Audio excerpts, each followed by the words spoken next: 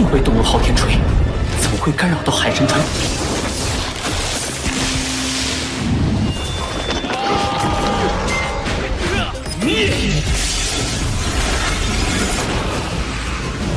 产魔镜王脑袋里的宝贝，我相信不会让你失望。已经够可怜了。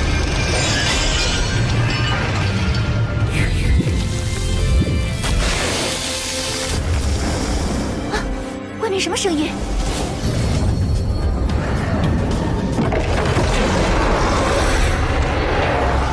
那就试试看吧，这个世界之后第一次施展的能力。Halo guys, selamat datang di channel Portal Donghua. Dan pada video kali ini, saya mewakili Bang Panjul, akan membawakan bocoran alur cerita Soul Land, episode 259. Tapi seperti biasa, berhubung ini adalah prediksi dari bocoran serial Donghua yang baru akan rilis pada Sabtu depan, maka sudah pasti, gambar serta suara video tidak akan sama, begitupun dengan alur ceritanya, yang bisa saja, akan ada perbedaan pada saat tayang nanti. Nah sebelum masuk ke alur ceritanya, Bang Panjul minta tolong sama teman-teman buat doain, agar bulan ini Bang Panjul udah bisa bawain alur cerita pakai suara sendiri. Oke lanjut. Yang pada episode sebelumnya, walaupun merasakan sakit yang luar biasa akibat pencabutan tiap-tiap tulang roh miliknya, namun Tang San merasa, bahwa semua rasa sakit itu cukup setimpal, karena tiap-tiap tulang roh yang dicabut telah berevolusi ke level dewa. Namun tentunya, tiap-tiap evolusi dari tulang roh itu sangat berkaitan dengan ujian yang harus dijalani oleh Tang San. Yang dimana dalam novelnya dijelaskan, 7 dari 8 tahapan ujian yang harus dilewati oleh Tang San, sangat berkaitan dengan 7 emosi di dalam diri manusia. Namun, saat melewati tahap keempat dalam proses pencabutan tulang roh, tiba-tiba, muncul sosok Bibi Dong dan para petinggi Kekaisaran Roh, yang saat itu telah berhasil menguasai Pulau Dewa Laut.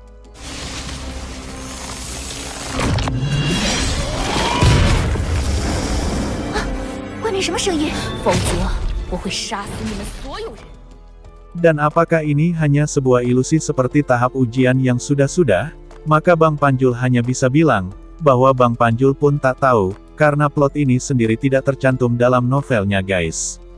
Tapi jika dilihat dari cuplikan pendek episode 259, sepertinya pihak studio sengaja, biar cerita dari Donghua ini makin panjang, dan gak bakalan tamat, seperti halnya serial One Piece, karena ada banyak plot yang ditambahin oleh pihak studio, seperti halnya saat Tang San memasuki wilayah dan bertemu langsung dengan Dewa Asura, yang plot ini sendiri tidak masuk dalam cerita novelnya. Tapi peduli amat ya guys, mendingan kita lanjutkan aja versi novelnya. Tapi sebelumnya, tekan dulu dong tombol subscribe-nya, dan jangan lupa, nyalakan juga lonceng notifikasinya, karena itu tandanya, kita akan masuk ke bocoran alur ceritanya.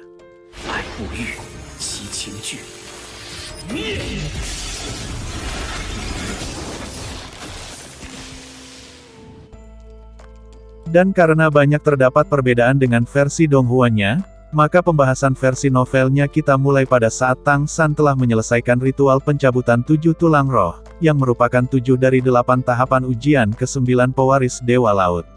Yang dimana dalam tahap ke-8 sendiri, Tang San harus memperbaiki jantung Dewa Laut yang telah hancur. Tampak saat itu, pancaran cahaya Dewa Laut yang bersinar dengan intens, saat mutiara dan otak yang diperoleh dari Raja Paus Iblis, yang perlahan-lahan mulai menyatu dengan Trisula Dewa Laut. Nah guys, dalam versi novelnya, mutiara dari Raja Paus Iblis ini akan menggantikan jantung Dewa Laut yang sebelumnya telah hancur, saat menghadapi Qian Rensu.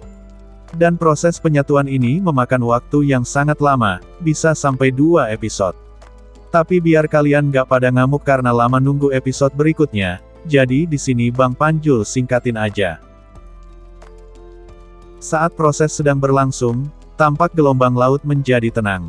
Dan seiring berjalannya waktu, tubuh Tang San mulai bergetar hebat, diikuti wajahnya yang semakin pucat. Bahkan, cahaya dari lambang Trisula di dahinya juga semakin samar, tanda kekuatan mentalnya hampir terkuras abis. Namun walaupun demikian, Tang San masih bertahan dan terus mengeluarkan cahaya Dewa Laut, karena saat itu dia berpikir, Jika saat ini dia berhenti mengeluarkan kekuatan mentalnya untuk mendukung penyatuan mutiara paus iblis pada Trisula Dewa Laut, maka kemungkinan besar, dia tidak akan pernah mendapat kesempatan lain untuk memulihkan senjata surgawi tersebut. Di sela penyatuan tersebut, tiba-tiba, 7 tulang roh yang telah dicopot dari tubuhnya mulai berputar, lalu terbang dan kembali menyatu dengan tubuhnya, membentuk baju zirah, dengan 8 sayap, yang merupakan evolusi dari tulang roh kaki laba-laba miliknya. Dan kejadian itu membuat kekuatan Tang San seketika pulih, ditandai dengan lambang Trisula di dahinya yang bersinar terang. Seiring dengan menyatunya ke-7 tulang roh tersebut, tampak Trisula Dewa Laut pun telah sepenuhnya menyatu dengan mutiara Raja Paus Iblis, yang memberikan energi besar yang mengalir di seluruh tubuhnya. Saat proses telah sepenuhnya selesai, tampak Tang San yang berdiri memegang Trisula, dengan tubuh yang ditutupi armor tingkat dewa, hasil kombinasi dari tiap-tiap tulang roh miliknya yang telah berevolusi, serta 8 sayap emas yang menyerupai bilah pedang, yang membentang di belakang punggungnya. Bahkan jika dibandingkan, armor milik Tang San terlihat lebih kokoh dibandingkan milik Qian Rensu. Dalam novel dijelaskan, bahwa armor malaikat milik Qian Rensu masuk dalam kategori alat surgawi yang dibentuk dari tulang roh di atas 50.000 tahun, yang ditinggalkan oleh dewa malaikat. Sedangkan rata-rata tulang roh yang dimiliki Tang San berada di level 100.000 tahun, yang didapatkan dari binatang roh yang berbeda. Dan teman-teman jangan lupa, bahwa selain itu, Tang San pun memiliki tulang roh batang dada yang berumur 1 juta tahun, yang diperolehnya dari Raja Paus Iblis. Dan hal inilah, yang membuat armor yang dimiliki Tang San, jauh lebih kuat dari armor milik Qian Rensu, ataupun peninggalan dari Dewa Laut. Karena faktanya, Dewa Laut pun telah menyiapkan armor untuk Tang San, namun tidak sekuat armor gabungan dari tiap-tiap tulang roh miliknya. Bahkan menurut penjelasan di novel, armor yang ditinggalkan Dewa Laut seharusnya tidak memiliki sayap, karena bagaimanapun dia adalah dewa di lautan. Sedangkan armor milik Tang San, saat ini memiliki 8 sayap, hasil dari evolusi tulang roh kaki laba-laba, hingga membuat dirinya terlihat seperti seekor harimau bersayap. Saat proses pewarisan telah sepenuhnya selesai, terdengar sebuah suara penuh hormat yang berkata, bahwa ujian ke-9 pewaris Dewa Laut telah selesai dengan sempurna, dan Dewa Laut pun telah terlahir kembali, serta semua level cincin roh meningkat 50.000 tahun, ucap suara yang bergema, diikuti munculnya 10 cincin roh yang mengelilingi Tang San.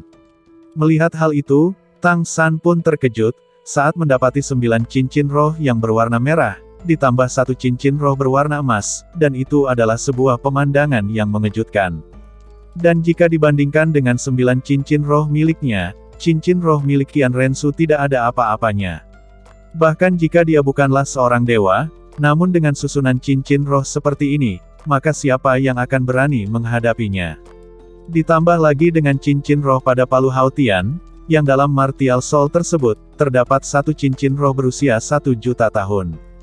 Kalau kayak gini ceritanya, Bang Panjul yakin, Dewa Malaikat Qian Rensu bakalan digepre abis-habisan.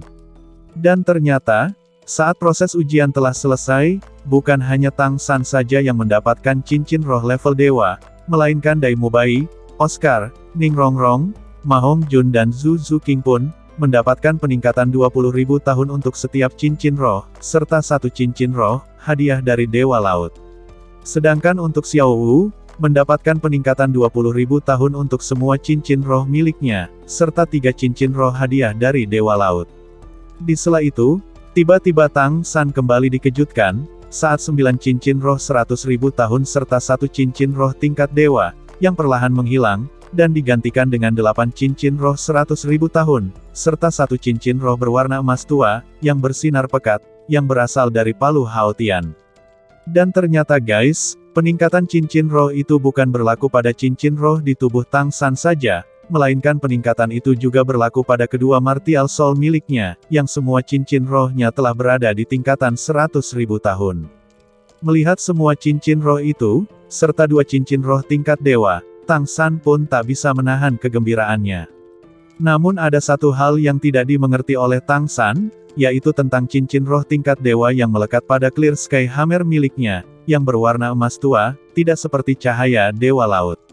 Namun untungnya, saat proses pewarisan kekuatan Dewa Asura tidak mengganggu proses tersebut. Namun saat ini, Tang San tidak memiliki waktu untuk memikirkan semua ini, karena harus segera kembali ke Kekaisaran Tiandou. 我明白，第一、第二关卡中，大明和我牺牲都懂我。走，否则我会杀死你们所有人。 Dan itulah guys, ending dari spoiler Donghua Soul Land, episode 259 versi novelnya.